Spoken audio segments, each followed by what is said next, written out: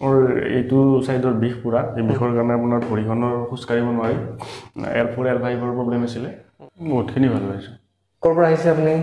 Goreswar sir Goreswar হয় হয় কি নাম আপোনাৰ মোৰ নাম Shri Mitul Kumar sir okay so এতিয়া ইয়াতে কেইদিন কৰিলে 5 দিন আগত ট্ৰিটমেণ্ট কৰিছোঁ আজি ৰিচেকআপত আহিছে ঠিক আছে 5 দিন কৰাৰ পিছত বৰ্তমান আগৰ পৰা কেনেকুৱা হৈছে আপুনি বহুতখিনি ভাল পাইছোঁ বিষটো এতিয়া বহুত কমিছে আগৰ নিচিনা বিষ নাই লুজ ঢিলা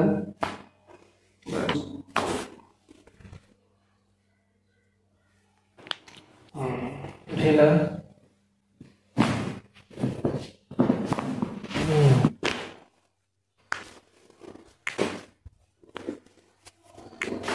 ঢিলা ঢিলা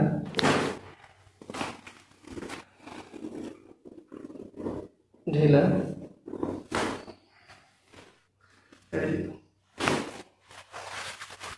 ঢিলা লুজ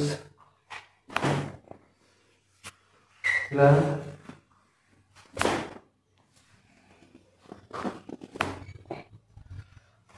ঢিলা ঢিলা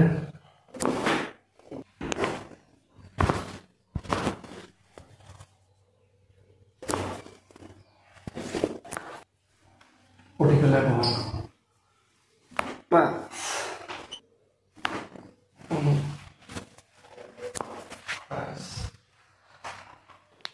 ওকে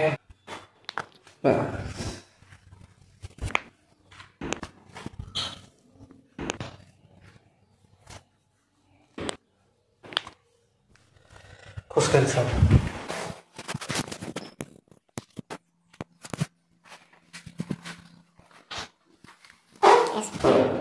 ক'ত বিষাই আছে এতিয়া বিষ নাই আছে বিষ পোৱা নাই সো এতিয়া ইয়াতে কেইদিন কৰিলে 5 দিন আগত ট্ৰিটমেণ্ট কৰিছোঁ আজি ৰিচেকআপত আহিছে ঠিক আছে 5 দিন কৰাৰ পিছত বৰ্তমান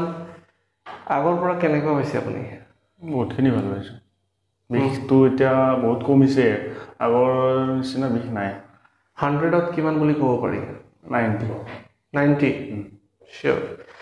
কিন্তু এটা মিষ্টেক হৈ আছে আপোনাৰ যে আপুনি কঁকালৰ নাৰ্ভটো যি চেপা আছে আপুনি সেইটো পাহৰি গৈছে হয় ডিস্কটো প্ৰলেপছ আছে